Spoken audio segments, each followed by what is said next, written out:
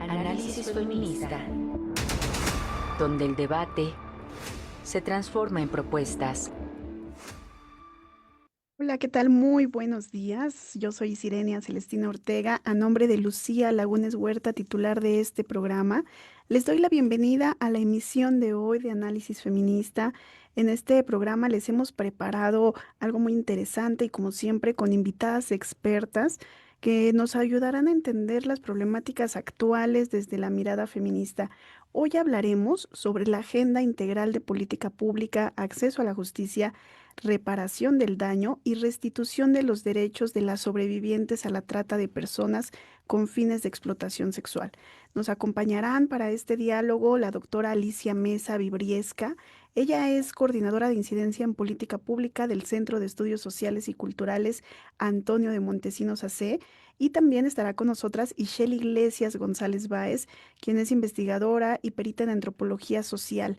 Más tarde conversaremos con Alexa Castro, analista en México, de cómo vamos y sobre este diagnóstico de la pobreza laboral que han presentado recientemente.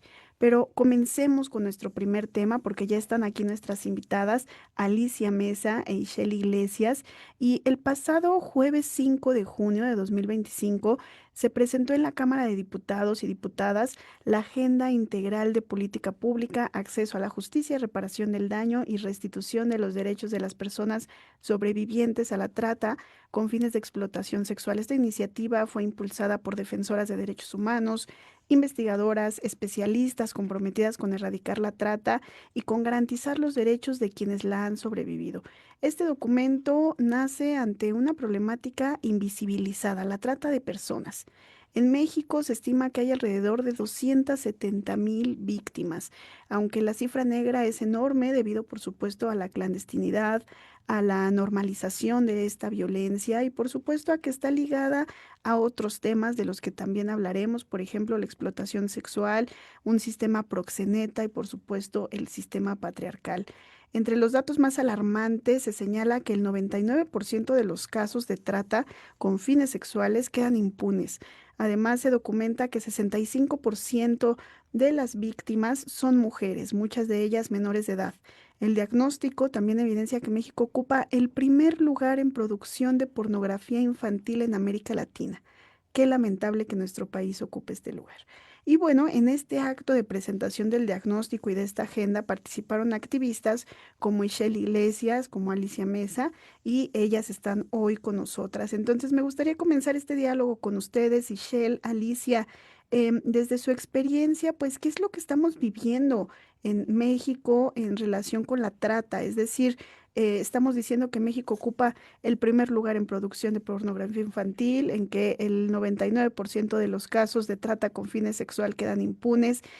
¿De qué estamos hablando? ¿Qué está pasando en nuestro país? ¿Cómo caracterizar la trata que está sucediendo en México? Comenzamos contigo, Ishel. Sí, muy buenos días y muchísimas gracias por abrir este espacio. Bueno, la situación de la trata en México es alarmante. Un dato que tenemos aquí es que, de acuerdo, tenemos el tercer lugar a nivel mundial en la Comisión del Delito de Trata según el Consejo Ciudadano para la Seguridad y Justicia de la Ciudad de México. Y el 51,3% de las modalidades de trata se configuran en la explotación sexual. Entonces, lo que estamos mirando es que la trata no es un delito que disminuya, sino que al contrario, además de ir creciendo, se va adaptando sus modalidades o las formas en las que los tratantes captan a las víctimas y las explotan, se adaptan al sistema legal y también van buscando estos espacios en los que lo puedan hacer sin ser descubiertos o sin que las víctimas puedan identificar la trata como un delito del que están siendo como tal víctimas, valga la redundancia. Entonces, la situación que vemos y el porqué de la agenda implica pensar no solamente en hacer acciones sin ser diagnosticadas, que solamente tratan de cumplir con un mandato y decir, bueno, ya tenemos un programa o ya tenemos una agenda y entonces con esto queda saldada esa deuda. Por el contrario, lo que se busca es que realmente exista una reparación del daño, pero sobre todo una garantía de no repetición. O sea, es encontrar las causas estructurales que están provocando este delito, específicamente en el que nos estamos concentrando, es en la trata con fines de explotación sexual. Y entonces, partiendo de esto, es tratar de entender qué está llevando a los hombres a convertirse en explotadores, a los hombres a convertirse en prostituidores y también a muchas mujeres a ser captadas por estas redes o por estos sujetos y tratar, justo algo que se plantea en la agenda es el apartado de prevención y de ahí se busca tratar de erradicar estas causas estructurales o visibilizarlas desde el ámbito comunitario a partir de las particularidades que tiene cada territorio. Muchas gracias, Shishel. Esto que tú nos señalas es como la gran pregunta a resolver y la gran cadena de responsabilidades, ¿no? ¿Qué lleva a las mujeres a estas condiciones? ¿Qué condiciones de vida las llevan a ser víctimas de trata, a caer en las redes de trata? Pero por otro lado, ¿dónde están las responsabilidades, ¿no? En un estado que va normalizando la trata, la violencia, el sometimiento de las mujeres, pero además que el patriarcado opera con personas concretas, ¿no? ¿Cuál es la responsabilidad de los hombres? ¿Por qué los hombres desean estar en esta situación, ser tratantes, beneficiarse de este sistema? Y otro dato bien interesante de este diagnóstico es cómo retrata la complejidad de la explotación sexual y de la trata.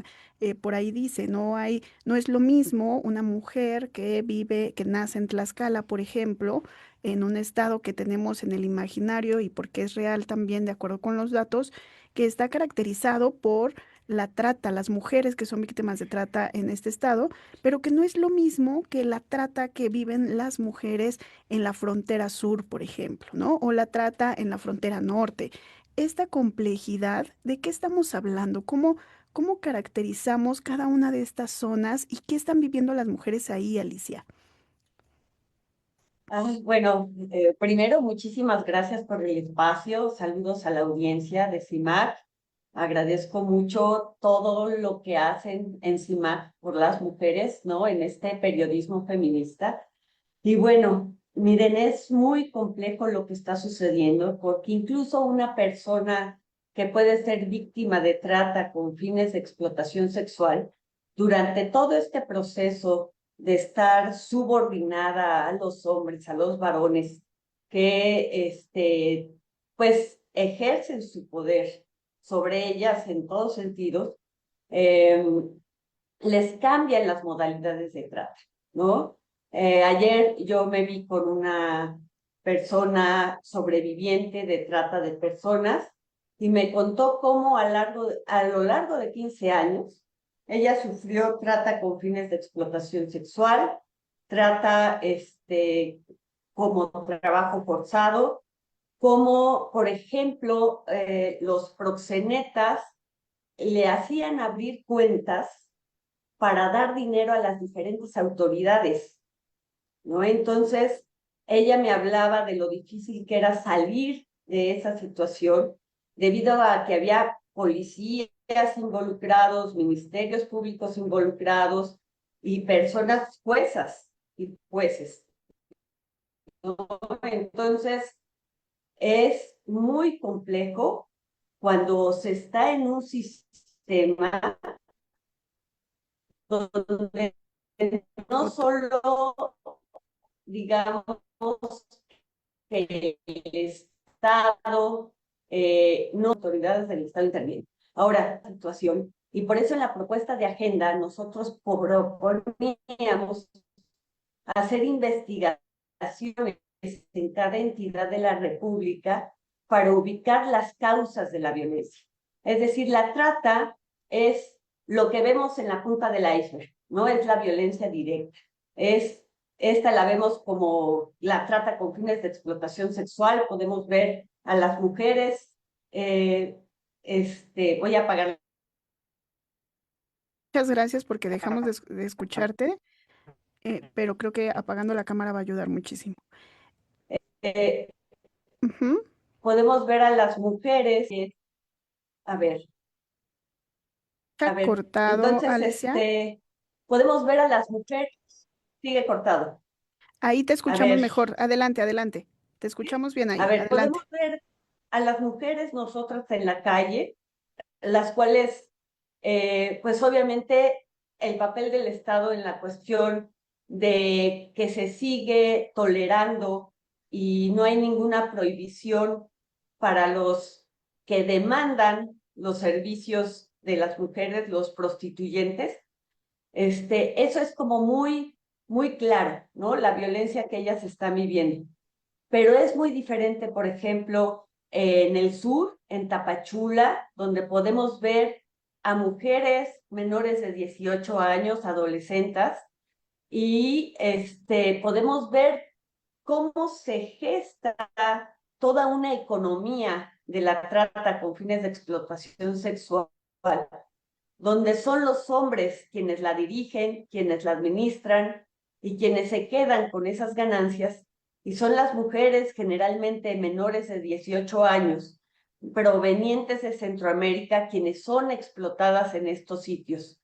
Igual es diferente a la trata que se ve en Tijuana, ¿no? O la trata que se ve en otros lugares, como en las maquiladoras. El trabajo forzado es la segunda forma de trata con fines pues de explotación económica que, que no tenemos ni siquiera la infraestructura para detectar, ¿no? Esa es una por estado, y la Secretaría del Trabajo y Previsión Social no tiene mayor número de inspectores, entonces no hay cómo detectar el trabajo forzado.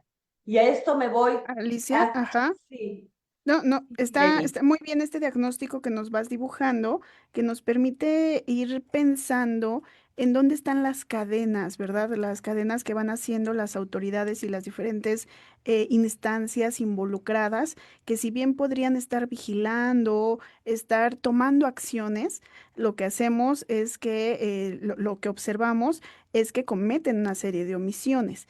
Y hay un tema muy delicado que a mí me gustaría abordar en este segmento, para en el siguiente segmento irnos hacia toda la parte de las propuestas, las recomendaciones, por dónde entrarle al tema.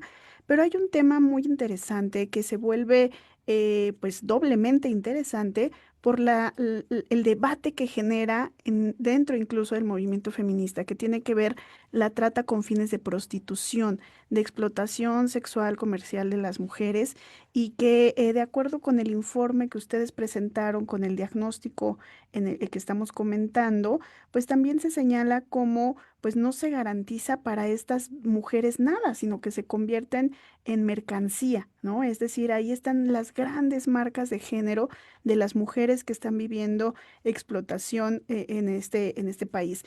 Sobre este tema, Ishel, que pudieras compartirnos cuál es el análisis que tú haces en este sistema que fomenta una violencia estructural en el que las mujeres se vuelven mercancías.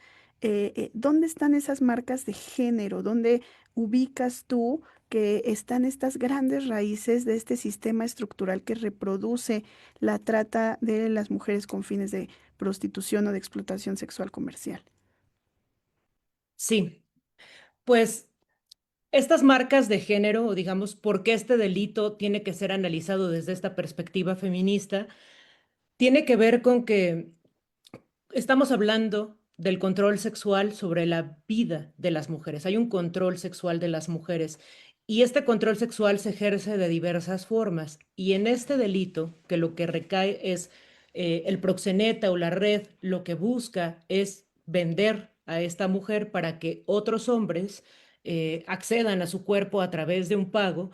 Lo que estamos viendo es que está precisamente centrado sobre esta sexualidad. Y entonces tenemos que mirarlo desde este enfoque porque de otra manera no lo vamos a comprender. Muchas veces se dice, bueno, es que son las condiciones económicas, ¿no? Estas vulnerabilidades las que llevan a las mujeres. No tiene que ver con que sean mujeres. O vemos las vulnerabilidades educativas o vulnerabilidades familiares o vulnerabilidades de salud y entonces nos vamos por las ramas. Por supuesto que están estas que tienen que ver con violencias estructurales, pero lo que está en el centro es la vida, la sexualidad y la subjetividad de las mujeres. Y entonces, si lo miramos de esta forma, podemos presentar no solamente una mirada integral, sino también una atención integral. Aquí es muy importante, algo que me ha servido a mí para entenderlo. Yo empecé a trabajar con las mujeres en el 2009 y después, cuando vengo a vivir a Tlaxcala y empiezo a hacer trabajo en las comunidades de origen, tanto de proxenetas como de mujeres víctimas de este delito, y esto a partir de lo que un proxeneta compartía, que decía, pues es que la sociedad a mí me hace el trabajo muy fácil. Yo no soy el que le dice a las mujeres que ya las echaron a perder. Y entonces entender lo que implica esta frase de echar a perder, que son las sanciones sobre la sexualidad, o sea, es decir, que una mujer tiene derecho a vivir libre de violencia, sí y solo sí encaja como en esta, pensemos como de forma binaria, ¿no? Las buenas, ¿no? Las honradas, todo esto lo digo entre comillas, aquellas que son consideradas honorables, la buena madre, la buena esposa, la que tiene un comportamiento intachable. Y por otro lado, entramos todas las demás, ¿no? Cualquiera que no cumpla con este esquema va a ser considerada una mala mujer a la cual se tiene que aleccionar. Y ahí vemos delitos como la violencia sexual, los feminicidios y la explotación sexual. Y entonces, tratando de entender esto, hacíamos ejercicios en las escuelas en donde hablábamos con mamás y con papás y preguntábamos, ¿qué se dice, no, de las jóvenes si pensemos que alguna de 13, 14 años dice estoy embarazada? La culpa recae sobre ella, no recae sobre el responsable también del embarazo, que sería la pareja o quien sea. Y entonces decían pues que ya le echaron a perder, que ya no se va a casar bien, que ya no sirve, que manchó el honor y toda la serie de frases que conocemos. Eso nos muestra cómo opera un sistema de dominación patriarcal y nos muestra que justamente el honor en la vida de las mujeres, o sea, es muy distinto a cómo se construye el honor masculino. En las mujeres el honor está entre las piernas y cualquiera que escape a eso tiene que ser castigada. Y entonces se van construyendo estas vulnerabilidades que tienen que ver con este sistema sexogénero, en donde las mujeres pues quedan desprotegidas y ahí son el tipo de mujeres que los proxenetas buscan enganchar y que dicen, bueno, es que si ya la corrieron de su casa, es que si ya la sancionaron y tú le dices, mi amor, a mí no me preocupa, no me importa que tengas un hijo, ¿no? Yo a ti te quiero, yo te amo, yo le voy a dar mi apellido a tu hijo, yo te voy a cuidar. Es muy fácil de engancharlas. Entonces, Es muy fuerte esta observación, esta reflexión que nos compartes, Ishel, porque precisamente nos lleva a pensar el gran impacto que tienen los estereotipos de género en nuestra sociedad, el control de la sexualidad, el control de la vida de las mujeres a partir de los supuestos que nos han vendido y que nos aprendimos súper bien sobre lo que es una buena mujer y cómo esto se viene reproduciendo en toda la estructura social de tal manera que cuando una mujer vive determinada situación sobre su sexualidad, su vida privada, sobre su ejercicio de proyecto de vida, pues se ve impactada por esta serie de expresiones, pero que no son solo expresiones, sino que tienen un sistema que les permite su reproducción y además que impactan en la realidad de las mujeres. En esta gran pregunta de qué las lleva, pero no solo qué las lleva, sino qué hace la sociedad frente a estas mujeres, cómo está la criminalización social, ¿no? Y que aún dentro de este gran tema complejo como es la trata con fines de explotación sexual, em, hay una normalización y hay también un poco de perdón social, ¿no? Permisividad social para con los agresores, los perpetradores, los proxenetas, contra las autoridades que están vinculadas a ello. Y no hay esa tolerancia para las víctimas, no hay empatía, no hay redes de apoyo, no hay. Y sobre esto precisamente hablaremos en el siguiente bloque, porque algo que también nos refiere este diagnóstico sobre trata tiene que ver con las recomendaciones para la política pública, ¿no? Es decir, hay diferentes niveles, desde mujeres y hombres que están viviendo ello, pero ¿cuál es la responsabilidad de las autoridades?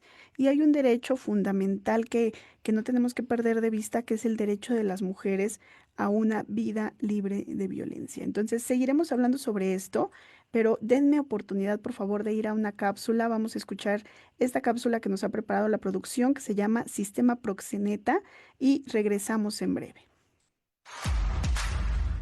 El sistema proxeneta, una estructura de violencia patriarcal. En el contexto de la reciente presentación de la Agenda Integral de Política Pública para la Restitución de Derechos a Víctimas de Trata con fines de explotación sexual, defensoras y especialistas alertaron sobre la existencia de un entramado estructural, el sistema proxeneta.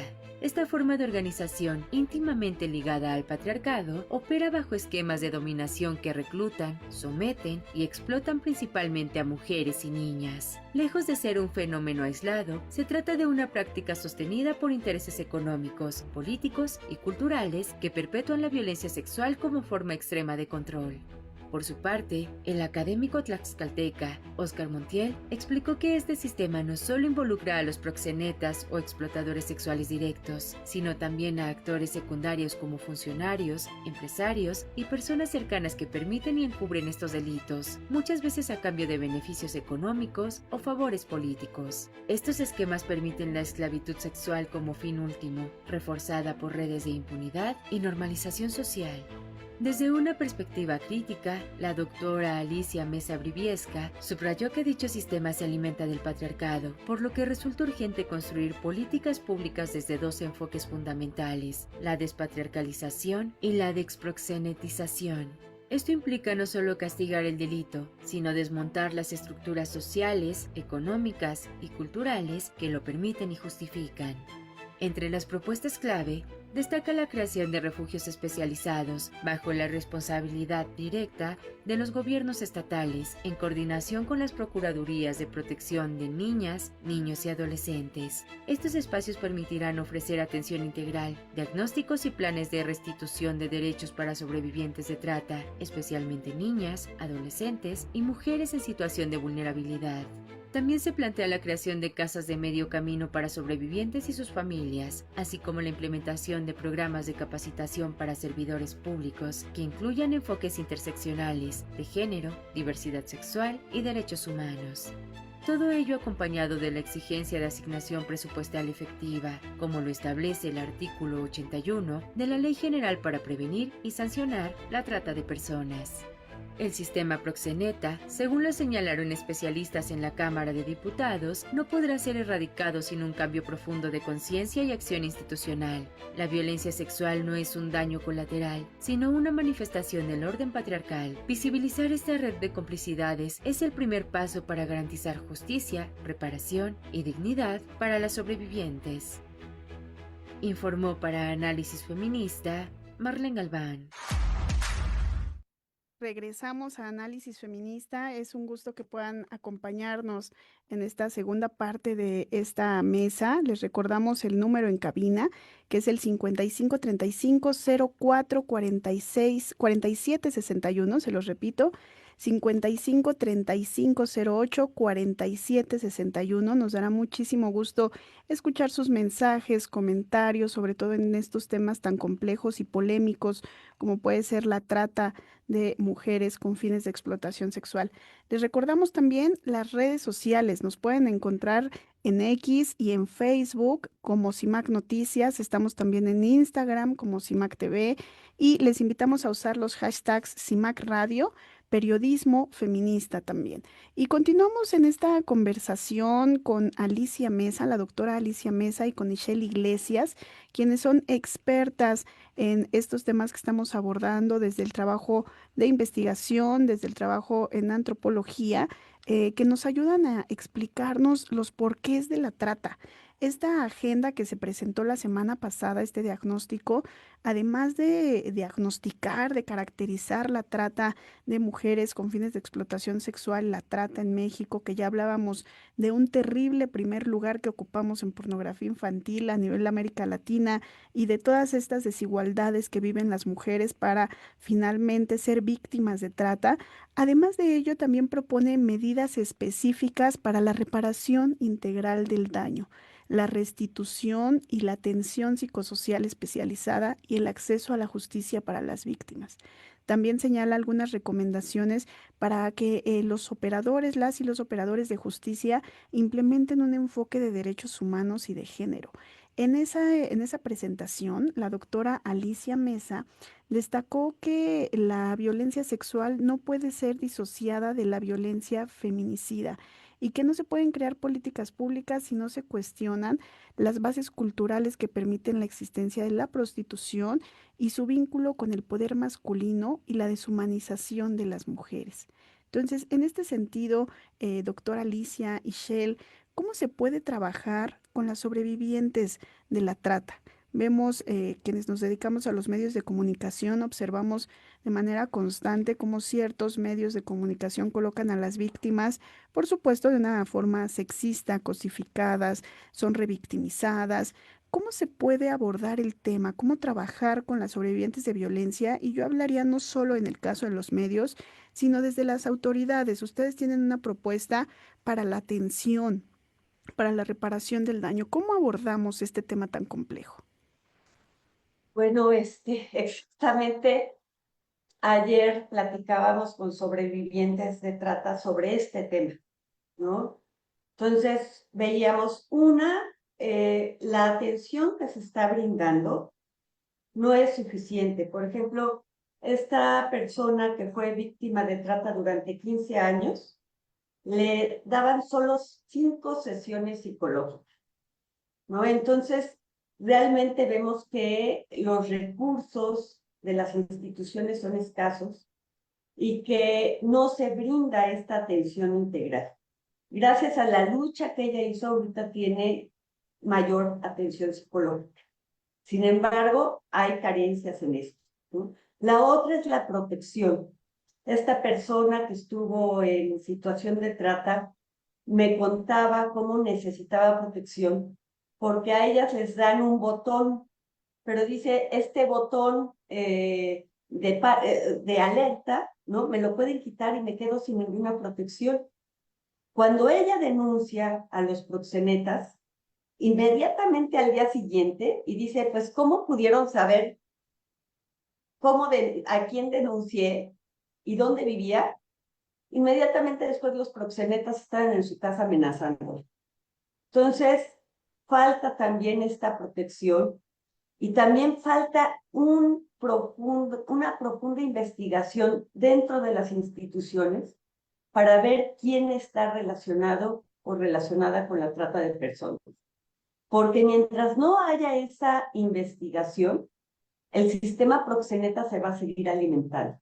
No hay esta cuestión que dice Shell es fundamental. Hay una cultura que lo permite, pero también hay esta violencia estructural que tiene que ver con las instituciones que ya se transformaron debido a esta cultura y que tienen ganancias del sistema proxeneta.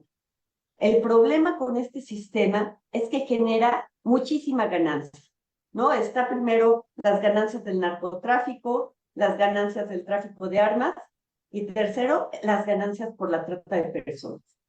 Entonces, obviamente esas ganancias pues hacen que le puedan pagar autoridades para seguir teniendo sus 3 o 4 o 5 o 6 personas en situación de prostitución explotadas sin ninguna posibilidad de salir. Y obviamente sí tiene que ver con la violencia feminicida. Algo que yo les comentaba es como dos adolescentes, una de 14 y una de 16 años, quisieron salir del sistema proxeneta y las llevaron a Puebla, ¿no? Y en un lugar que ellas no reconocen porque fueron con los ojos vendados, mataron a una a golpes frente a la otra y le dijeron, eso mismo te vas a hacer si tú te sales, ¿no? Entonces, la cuestión de ver a la otra persona como objeto de explotación y como objeto de yo te puedo matar cuando yo quiero, ¿no? Es parte de este sistema de un control absoluto sobre las víctimas. Y aquí va lo de la política pública, ¿no? La política pública debe tomar en cuenta la voz de las personas sobrevivientes porque son ellas las que exactamente pueden decir en qué parte de la política pública se está fallando, en qué parte de la política pública hay corrupción, en qué parte, ¿no? La atención es realmente limitada. Ellas me decían ayer, hay que poner refugios en los lugares donde haya menor incidencia de trata, porque si no, es un peligro constante, ¿no? Entonces, habría que hacer un análisis georreferencial de la trata, ¿no? Ubicar cuáles son las causas y dónde estarían más seguras las víctimas. Y la otra es que la víctima, ¿no? La persona sobreviviente pueda decir cuándo ya está segura, porque a veces lo está determinado la institución, pero la persona sobreviviente no está segura, ni ella ni sus hijos. Y muchas veces, como nos han comentado, los hijos de ellas e hijas son explotadas, ¿no? Y son explotados en otro tipo de trata, ¿no? De trabajo forzado. Y obviamente les impiden seguir trabajando. Y en esta perspectiva de los derechos humanos que son integrales, obviamente vemos cómo se van reproduciendo las pobrezas y las vulnerabilidades, ¿no? Porque se vulnera el derecho al trabajo, a la educación, a la salud. Y aquí es muy interesante porque ellas me decían que era muy importante tomar en cuenta a las escuelas, o sea, la capacitación de maestras y maestros como primeros respondientes para identificar quién puede ser posible víctima de trata o quién está siendo tratada. Y la otra es el sector salud, porque ellas dicen, en algún momento de nuestra vida vamos al sector salud, ya sea por partos o sea por los golpes que nos dieron. Entonces, dice, yo estuve en el sector salud y no me preguntaron, y siempre estuvo la persona que era la mamá del proxeneta junto conmigo, y yo no podía hablar. Entonces, falta capacitar al sector salud para ello. Entonces, Ahí la está. política Ujú, de prevención y de atención claro. tiene que ir hacia el fondo y tomar la voz de las personas sobrevivientes para saber en qué momentos, porque tenemos reglas, tenemos protocolos, tenemos manuales de atención, pero realmente la finura de cómo los aplicamos la tienen las sobrevivientes. Alicia, esto que tú señalas es súper importante, ¿no? Cómo realizamos un trabajo interinstitucional que permita desde las diferentes autoridades, áreas de desarrollo, ámbitos de acción, que permita identificar estos focos rojos en las mujeres, ¿no? Cuando pueden ser víctimas o ya que están siendo víctimas, que podamos saber qué paso sigue, ¿no? Cómo podemos rescatar a estas mujeres o bien qué tiene que hacer la autoridad para hacer frente a esta violencia. Pero estamos hablando de un tema súper complejo, es una red millonaria, ¿no? Es una red de la que se benefician muchas personas, muchas personas de esta estructura social y un poco regresando a la pregunta que colocaba Ishel, ¿no? ¿Por qué un hombre quiere ser parte de este gran problema? ¿Por qué una mujer cae en ello? Entonces, a mí me gustaría seguir en ese orden de ideas también, Ishel, porque ¿cómo podemos derribar, si ya nos ha señalado que se trata de un gran problema también con fuertes raíces culturales que se reproducen, que permiten que se sostenga este sistema proxeneta? ¿Qué podemos hacer? ¿Cómo identificarlo? ¿Cómo trabajarlo? Alicia ya nos da una gran ruta, por supuesto, pero Ishel, desde el ámbito cultural, tú que lo trabajas en esta entidad federativa que es Tlaxcala, que conocemos históricamente como cuna de la trata, ¿cómo abordarlo? ¿Cómo lo podemos hacer, Ishel? La forma que más funcionaría sería a través de la prevención. Esto es algo que ya han hecho organizaciones como el Centro Fray Julián Garcés, que incluso tienen todo un modelo de prevención en las escuelas y que lo han trabajado con una red de profesoras y profesores que han buscado implementar estas metodologías y estas reflexiones desde la educación básica, que nos lleva a transformar justamente los estereotipos, a cuestionar y erradicar estas formas de relacionarnos.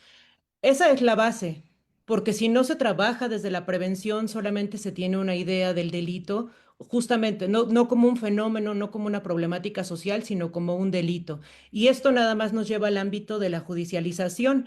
Entonces, algo que nos ha funcionado como equipo de trabajo ha sido pensar en cómo las investigaciones, cómo la teoría co-construida con la gente, con las organizaciones sobre el territorio, nos permite tener conceptos como lo que es el sistema proxeneta, que nos permiten mirar, trabajar y generar estos procesos comunitarios y que nos dan otra mirada, porque justamente la mirada de la judicialización, pues solamente es decir, ah, bueno, pues si no hay denuncias, entonces el delito ya no existe, sabiendo que este es un delito en el que es muy difícil denunciar.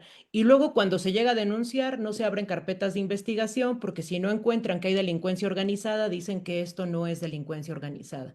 Y entonces, y que por lo tanto no es trata. Entonces, esto ha llevado a una normalización y no solamente, o sea, tiene que ver con diferentes elementos estructurales en donde te preguntas, pues, ¿a quién beneficia que esto no se visibilice? No solamente es a los proxenetas, sino también a un Estado, porque vivimos en un Estado proxeneta que simula. ¿En qué sentido? O sea, poder hacer un trabajo de prevención amplio implicaría, pues, o sea, la voluntad, ¿no? El que políticamente digan esto hay que hacerlo porque hay un compromiso con la erradicación de la violencia contra las mujeres. Y no lo hay, se simula en los presupuestos. Voy a poner un ejemplo en el caso de Tlaxcala, que es justamente con el presupuesto que se aprobó para el 2025 para el tema de la trata, que son 780.7 millones de pesos. ¿Pero a qué se va ese dinero? O sea, entre los rubros que hay para erradicar el tema de la trata, tienen uno que se llama Transformando una nueva historia del Toro Bravo como arte y tradición en Tlaxcala. Le designan poco más de 67,000 pesos. Tienen otra que es el desarrollo turístico, que le destinan 499,000 pesos, un poquito más. Desarrollo de medios de comunicación gubernamentales en beneficio de los tlaxcaltecas, casi 2 millones de pesos. Es decir, hay una desconexión de la realidad. O sea, ¿En se dónde están aprueban. las prioridades? Claramente. Ujú. Exacto. Y entonces no se busca atender, ni erradicar, ni generar el presupuesto, ni hacer materiales educativos que partan justamente de la realidad de las comunidades. Se tienden a importar modelos y decir, ah, bueno, es que el Departamento de Estado de Estados Unidos tiene un modelo de capacitación para detección de víctimas de trata y tratan de mirar con esos lentes el territorio y evidentemente no las encuentran o solo ven ciertos casos de trata y sobre todo no atienden las causas, no atienden la raíz que tendría que ver con un sistema de dominación patriarcal, con un sistema proxeneta y pues implicaría un cuestionamiento hacia el propio gobierno del Estado y hacia las propias políticas que lo que hacen es beneficiarse de esto. Eh, Ahí, Ishel, a mí tenemos ya unos minutitos para cerrar este segmento. Quisiera cerrar agradeciendo a las personas que nos están comentando también en la transmisión en vivo vía Facebook Live y ahí cerrar con una reflexión porque un hombre de nuestra audiencia nos pregunta, ¿qué responsabilidad tenemos los hombres para prevenir este delito? Y a mí me parece una pregunta muy importante, porque si bien vamos señalando que es importante colocarnos desde la mirada y la voz de las mujeres sobrevivientes y responsabilizar al Estado, como ya nos lo ha señalado Ishel, ¿qué podríamos decirle a los hombres de a pie? ¿Cuál podríamos ser? ¿Les parece que cerremos este bloque con esa reflexión? Algo muy breve. ¿Quieres comenzar tú, Ishel, en esta ocasión? Y con esto cerramos este bloque. Adelante, Ishel. Sí, pues la responsabilidad masculina es justamente el eje vertebral de este delito. O sea, si hablamos de un control sexual sobre la vida de las mujeres y su comercialización, la responsabilidad va en términos de que son los prostituidores, o sea, son quienes captan a las mujeres para prostituirlas y son los prostituyentes, es decir, los consumidores. Son aquellos que pagan y que benefician a este sistema porque hay una construcción errónea de algo que llaman necesidades sexuales, ¿no? En las que encuentran como, pues tienes que tener mujeres al acceso, ¿no? Y hay estudios, ¿no? En Francia se hizo uno, no sé si tenga un minutito para exponerlo, en donde sí me No queda un. tenemos tiempo, pero ahí nos lo puedes enviar y lo compartimos en nuestras redes para escuchar la reflexión de Alicia sobre esto mismo y poder cerrar. Muchas gracias, Ishel. Bueno, yo creo que los hombres se tienen que ver al espejo frente a una mirada de despatriarcalización. Es decir, la violencia contra las mujeres, el verlas como objeto, el verlas como personas que les tienen que servir, o sea, todo lo que ha conformado el sistema patriarcal nos sirve para ir identificando, a ver, yo como hombre, cómo estoy cosificando o cómo estoy utilizando a las mujeres desde lo cotidiano. Cómo estoy aplaudiendo, por ejemplo, la cuestión de la sexualidad comprada, ¿no? Cómo estoy aplaudiendo la subordinación de otras mujeres. Ahí Entonces, está. yo sí creo que tiene que ver desde un verse a sí mismo en lo cotidiano, incluso hay terapia para despatriarcalizar, ¿no? Y poder ser hombre de una manera distinta, ¿no? Ahí Utilizar está. una masculinidad no hegemónica, no violenta, constructiva, amorosa. Muchísimas gracias, Alicia Mesa y Shell Iglesias. Podríamos llevarnos más tiempo acá, pero se nos termina el segmento. Les agradezco mucho que estén en Análisis Feminista y que esta reflexión pues llegue también a los compañeros. Por supuesto, hay una apuesta por colocar en el centro a las mujeres víctimas. Por supuesto que desde ahí vamos, pero si se preguntan los hombres, bueno, ¿y qué puedo hacer? Dejar de consumirlo, ¿verdad? Dejar de cosificar a las mujeres en el día a día. Muchísimas gracias. Vamos ahora a un corte musical y volvemos. Gracias. Estas son las efemérides de la semana.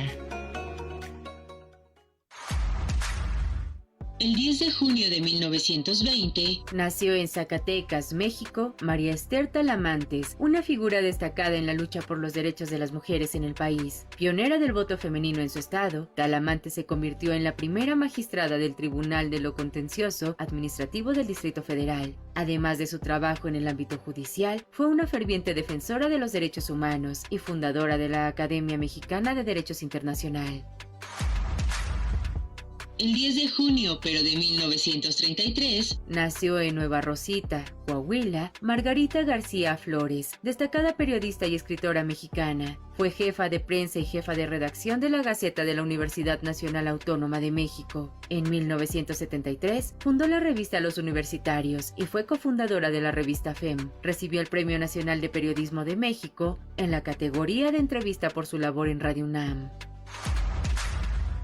El 11 de junio de 2003, se publicó en el Diario Oficial de la Federación la Ley Federal para Prevenir y Erradicar la Discriminación en México. Esta ley establece el marco legal para promover la igualdad y prevenir cualquier forma de discriminación, garantizando el respeto a los derechos humanos y la dignidad de todas las personas en el país.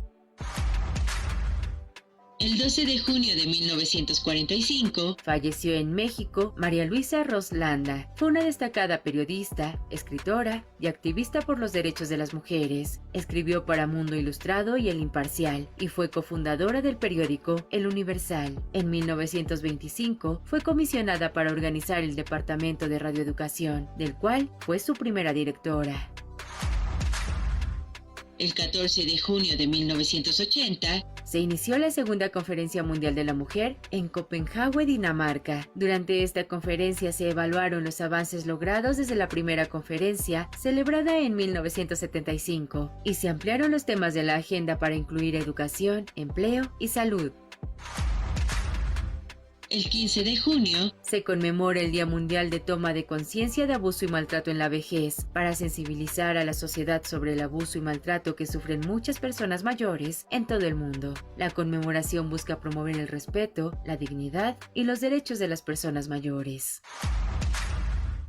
Ya estamos de vuelta en Análisis Feminista. Les recuerdo el número en cabina: 55 35 08 47 61, 55 35 08 47 61. Bienvenidos todos sus mensajes de texto y de voz. Queremos conocerles, queremos escucharles. Y les recordamos también nuestras redes sociales. Estamos en X, en Facebook. Nos pueden encontrar en Instagram, nos pueden encontrar también en el canal de WhatsApp, en Telegram, y les invitamos a usar los hashtags CIMAC Radio y Periodismo Feminista. Y en este último bloque ya llegó nuestra invitada, está aquí Alexa Castro. Ella es analista de México ¿Cómo vamos? Y vamos a hablar de un diagnóstico que presentaron recientemente sobre pobreza laboral, su evolución en el tiempo, diferencias por sexo y a nivel regional. Entonces, Alexa, ¿cómo estás? Hola, Sirena, mucho gusto, buenos días y muchas gracias por la invitación. Bienvenida a Análisis Feminista, Alexa. Pues entre todos los datos que tenemos acá en el diagnóstico que acaban de presentar, que están presentando, me llaman la atención, por supuesto, muchos datos, pero quisiera centrarme en dos de ellos. Por un lado, dice este informe que aunque la pobreza laboral se ha reducido en términos generales, aún el 64.3% de la población no cuenta con ingresos suficientes para cubrir tanto las necesidades alimentarias como otros gastos esenciales. Esta situación refleja una precariedad estructural en el mercado laboral mexicano. Esta afirmación que hace su informe a mí me parece muy importante porque estamos en un contexto en el que se nos ha dicho que, bueno, poco a poco vamos a salir de la pobreza, ¿verdad? Eso nos han dicho repetidas veces desde el sexenio anterior y cuando vemos estos datos decimos algo está pasando. ¿Qué nos compartes de este informe? ¿Cuáles son las causas? ¿Cuáles son las diferencias por sexo, sobre todo? ¿Cómo vivimos las mujeres la pobreza? Sí, no, totalmente. Creo que acabas de mencionar una cifra bastante importante. O sea, un poco, por ejemplo, el día que se publicó esto en la mañana al siguiente día, pues, la cifra de pobreza laboral en general, que es solamente la de canasta alimentaria, fue como un mínimo histórico de 33.9% de la población y fue como algo que se presumió en la mañanera y Claudia Sheinbaum, pues, de nuevo dijo que era un gran logro. Sin embargo, como mencionas, creo que es muy importante dimensionar la cifra y ponerlo un poco en números. O sea, al final de cuentas, esta cifra y este mínimo histórico significa que 44.2 millones de mexicanas y mexicanos aún no tienen ingresos laborales suficientes para adquirir la canasta básica, que pues a mí se me hace un número bastante grande de personas. También, como mencionabas, hay una diferencia de sexo bastante importante y yo considero que, por ejemplo, también documentamos temas del mercado laboral como informalidad, participación y pues al parecer, y como lo tenemos en los datos, pues al final en pobreza laboral es en donde las mujeres resultan mucho más golpeadas o mucho más afectadas ya que en todas las entidades del país el porcentaje de mujeres en pobreza laboral es mayor al de los hombres. Entonces, a nivel nacional, por cada 100 hombres hay 113 mujeres y en algunas entidades sube a 127 mujeres por cada 100 hombres. También, pues hay entidades como por ejemplo Chiapas, Oaxaca y Guerrero, que más de la mitad de la población se encuentra en pobreza laboral. Y también esta cifra que mencionabas de sumar la canasta alimentaria, mandador alimentaria, pues llega a un número de 64.3% de la población que a mí se me hace pues alarmante y no es algo muy digno de presumir y sí entiendo el poco a poco, pero un poco viendo la trayectoria de la serie, pues es una variable que ha sido resistente ante los cambios. Sin embargo, también es importante que no se han atendido las causas de raíz, como por ejemplo que está muy relacionada con la informalidad laboral, que al final de cuentas termina afectando mucho más a las mujeres, porque más del 54% están en informalidad laboral. Y de cajón, cuando tú estás en esta condición laboral, ganas la mitad de lo que gana alguien formal y además siendo mujer, el salario de una mujer informal es el más precario de todo el mercado laboral, que son 6,000 pesos al mes. Entonces, un poco, dos variables se explican bastante bien. Y sí, como mencionas, sí se nos ha vendido un poco este discurso de poco a poco. Sin embargo, al final de cuentas, estas políticas de aumento del salario mínimo no le van a llegar a las personas informales y ahí están las mujeres. Entonces, un poco eso nos deja pensando qué tan beneficioso debe de ser y la necesidad de perspectiva de género en este tipo de políticas. ¿Y en dónde enfocar las acciones, ¿no? Si seguimos teniendo este discurso, ¿verdad? De que poco a poco vamos a salir de la pobreza y nos vienen estos datos y nos dicen a la cara que no es así, pues, ¿dónde queremos centrar los esfuerzos? ¿Si en fortalecer ese recurso, ese discurso, o en transicionar hacia, pues, reducir de verdad la pobreza laboral y la pobreza en general? Otro dato muy importante que refiere su informe es sobre la continuidad institucional tras la salida del Coneval, que esto deja un gran vacío en la generación de datos que son muy importantes precisamente para el diseño de políticas públicas. Si no sabemos las dimensiones de la pobreza, en dónde está ubicada, ¿no? Las tendencias que hay e incluso esta marca de género en la pobreza, difícilmente se van a diseñar políticas públicas que sean eficaces para ello. Entonces, en este dato, ¿cuál es el vacío que tenemos de generación de datos? Y lo hablamos también en términos de que hace poco perdimos una institución muy importante en transparencia, ¿verdad? Es decir, cuando no tenemos la información, ¿qué sucede con nuestros temas, Alexa? Sí, justo, por ejemplo, algunas instituciones de la sociedad civil como nosotros, pues vamos a seguir reportando, por ejemplo, las líneas de pobreza, la pobreza laboral, un poco, pues, replicando obviamente la metodología que tenía el Coneval, Pero creo que obviamente la disponibilidad de información es muy importante y obviamente haber desaparecido 7 órganos autónomos, pues al final de cuentas es un gran peligro, no solamente o sea, para la democracia, sino también para que las personas estemos informadas y podamos votar de forma mucho más objetiva. Entonces, creo que un poco retomando ese punto, creo que lo más alarmante al final de cuentas es que el Coneval era una forma de medición de políticas públicas objetiva y no tenía ninguna influencia política porque era independiente financieramente y tenían pues su propia autonomía. Entonces tú al quitarle la autonomía y pasarlo a alguna secretaría, que en este caso sería el INEGI, le quitas esta parte a política. Entonces creo que esto es muy importante, sobre todo en términos de juzgar una política pública y evaluarla, porque al final de cuentas, si se pasa a la administración pública federal, pues terminan siendo juez y parte de este tipo de políticas. Entonces, como dices, un poco quitarle esa especialización, metodología y personas que ya trabajaban en el Coneval que se dedican exclusivamente a juzgar las políticas públicas y pasarlas al INEGI que ya tiene una chamba inmensa, pues se me hace bastante peligroso en el sentido que la especialización, como dices, daba mucho más pie a que ya estuviéramos un poquito más cerca de, no sé, meter perspectiva de género y obviamente focalizar mejor las políticas públicas, que ahora pasa al INEGI y pues va a haber menos gente encargada con menos especialización, no menos capacidad porque el INEGI tiene todas las capacidades que se puede tener y es una gran institución, pero sin embargo, pues esta sobrecarga de trabajo que van a tener, pues va a ser peligrosa, sobre todo en el avance que ya teníamos. Y de nuevo creo que se me hace un freno importante y en México, como vemos, pues obviamente lo consideramos como una gran pérdida. Sin embargo, pues confiamos en que el INEGI pueda replicarlo de la manera más similar a lo que ya conocíamos del Coneval. Claro, Alexa Castro, analista en México, ¿cómo vamos? ¿Cuáles son, frente a este panorama tan complejo, un panorama que se vuelve más complejo cuando quienes somos el centro somos las mujeres? ¿Cuáles son las recomendaciones que hace México? ¿Cómo vamos en este sentido, Alexa? Sí, pues dentro de nuestras publicaciones siempre tratamos de dar este enfoque de género, o sea, siempre de cualquier tema. Lamentablemente, pues observando como la información que vemos en las noticias, pues no es como una división o una clasificación que se le ponga tanto enfoque.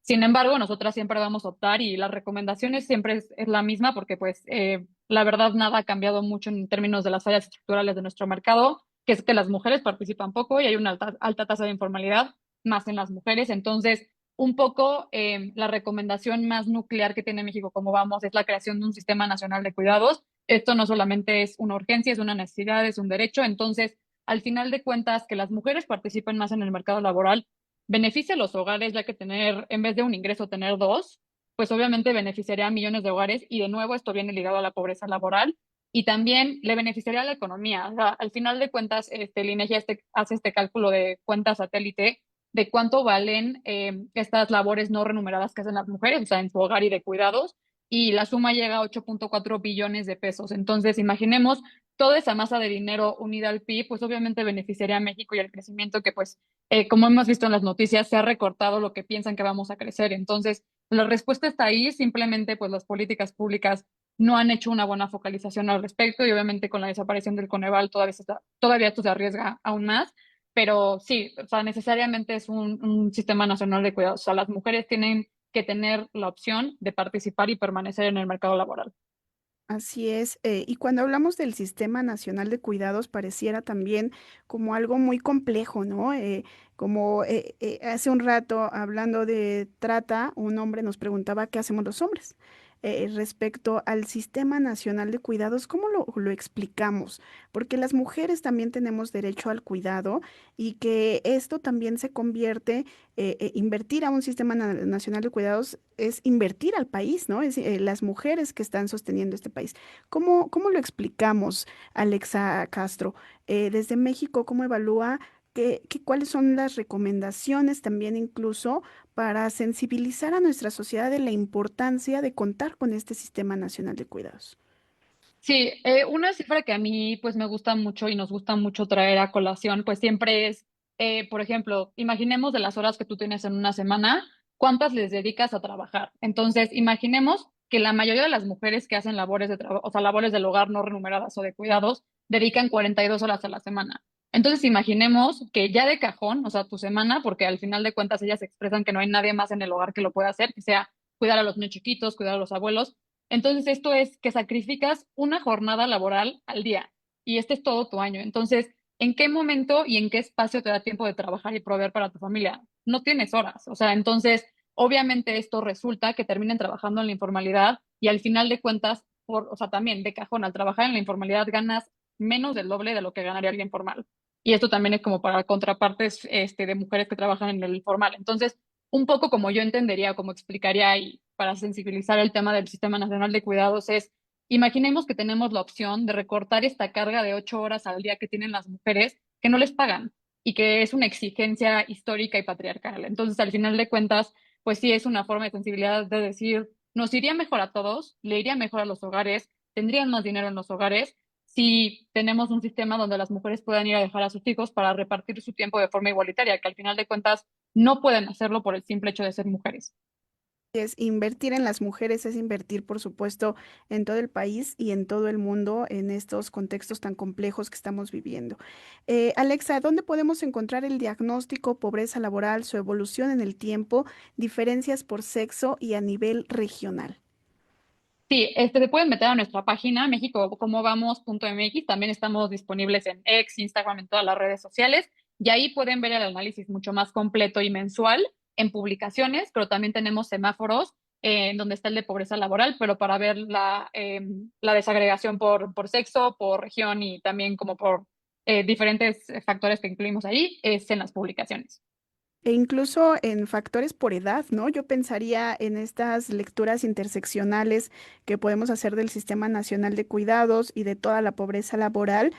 No es lo mismo una mujer joven que tiene toda la esperanza de que va a tener un buen empleo saliendo de la universidad, a las mujeres que son madres, que maternan solas, que tienen cierta edad adulta, a las mujeres mayores que pues no son tan mayores para acceder a los programas sociales que ahora las benefician, sino que estamos como en el limbo, ¿no? ¿Cómo estamos viviendo incluso en estos segmentos por edad la pobreza laboral? ¿Tienen algún dato sobre ello? Sí, de esto podemos remontarnos a una encuesta que tiene el INEGI que se llama ENASIC, que es la del sistema de cuidados. Entonces ahí hacen una división no solamente por edades, sino también tienen como una parte bastante interesante que dice como, por ejemplo, si tuvieras la oportunidad de trabajar o si tuvieras más tiempo, literalmente dice más tiempo, ¿qué harías? Y la mayoría de las mujeres contesta, obviamente, justo en la edad que mencionas, que es como de 18 a 34, que es donde es la edad productiva de todas las personas pues dicen estudiar, continuar mis estudios, continuar capacitándome, ir a trabajar. Entonces, un poco también retomando una cifra que mencionamos en la publicación, dentro de la población económicamente activa está el grupo de no disponibles, que son estas personas que no trabajan por diversas razones. Entonces, ahí están concentradas 26 millones de mujeres. Entonces, en este caso, en la encuesta también se les pregunta, ¿trabajarías si pudieras? Y cuatro, o sea, hay mujeres que contestan que sí, y el número es 4 veces más que los hombres. Entonces, al final de cuentas, pues esto sí es un dato importante y también de participación laboral, creo que es un estereotipo y justo como mencionas de la edad, no es que las mujeres no quieran trabajar, sino que están en un contexto que no se los permite, incluso a los 18 años o menores. Entonces, sí es importante, por ejemplo, revisar estas encuestas que hace el INEGI de NACIC, porque dan datos no solamente muy alarmantes, pero muy reales y una desagregación muy buena. Muchísimas gracias por esta reflexión, a Alexa Castro. Te agradecemos muchísimo que estés en Análisis Feminista y de esta manera vamos cerrando nuestro programa de hoy. La producción de hoy estuvo a cargo de Lucero Zamora, Saray Nicanor y Marlene Galván, quien realizó también las cápsulas que escuchamos, el guión, la selección musical. Mi nombre es Sirenia Celestina Ortega, a nombre de Lucía Lagunes Huerta. Nos escuchamos el próximo miércoles a las 11 de la mañana en una emisión más de Análisis Feminista. Muchísimas gracias por la escucha. Análisis feminista, donde el debate se transforma en propuestas.